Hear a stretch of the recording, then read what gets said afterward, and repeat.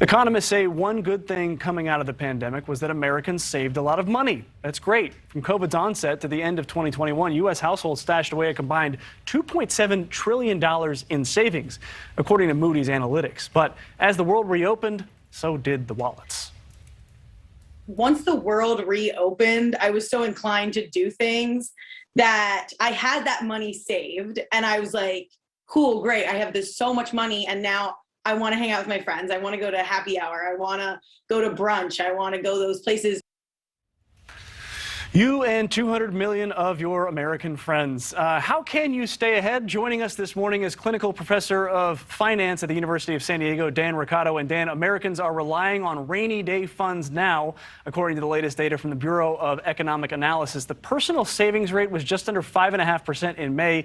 It's very close to its lowest rate since the 2008 recession. And this, as many financial experts warn of, another possible recession. So what should families be doing to prepare for that recession? I guess they're dipping into savings already.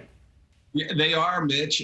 Happy hour. That sounds good. Let's go to happy hour. So, as you said, a lot of us are itching to get out, and we're dying to spend some money because we haven't really spent too much the last couple of years. And that's really put, I think, a vice on a lot of people's budgets, particularly low-income consumers. And that's where we're seeing most of the pain at the moment. And as you said, Mitch, they're digging into those rainy day funds. Inflation isn't helping any. So with inflation the highest it's been in 40 years, everyone has taken a pay cut.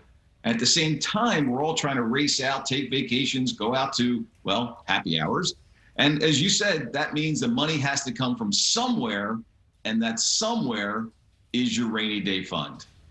Well, that rainy day fund, this isn't the rainy day. We've got high inflation, but the rainy day is a constricting economy and the potential recession that may be coming, the continued raising of interest rates in order to create price stability.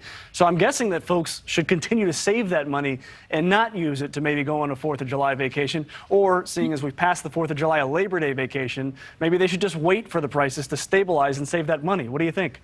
Ideally, yes, but the reality is, no, right? Americans are good, really good when it comes to spending money. So here's a couple of ideas. Number one, take this opportunity to take a look at your budget, go through it. I guarantee you there's at least one streaming service that you picked up and I picked up over the course of the pandemic that we probably don't need. Get rid of it. If you could find a new car, and you probably can't, skip it. Defer major purchases. As you just said, Mitch, now's not the time to sign up for some big money buys. Let's wait on those for a few months at least.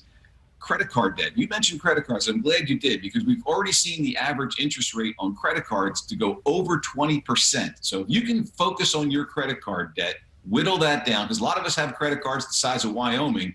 Let's see if we can get those balances down. That'll free up some space in our budgets. And finally, maybe it's you add a side gig. Maybe you got some spare time. You can walk some dogs, babysit some kids, whatever the case may be, but add another stream of income, which is really important if, in fact, we're headed into a recession. And one more question for you. We've got 30 seconds now. People are supposed to have 3 to 9 months worth of savings for essentials. How is anyone supposed to get far enough ahead to save 9 months when most of us are living paycheck to paycheck? 2/3 of Americans. Just dropped their spoon in their mini wheats when they heard you say that, Mitch. So here's the bottom line. Aspirationally, that sounds great. Practically, it's almost impossible for most of us. So what I tell folks is focus on 1 month at a time. Try to tuck away 1 month's worth of savings. If you can do that, move on to the next month. But let's focus on that baby step. Let's take it 1 month at a time. That's right. How do you eat a camel? One bite at a time. All right, Dan Roccato, thank you very much for your time. Thank you for watching. Go to newsnationnow.com to find NewsNation on your television provider. And don't forget to click the red subscribe button below to get more of NewsNation's fact-driven, unbiased coverage.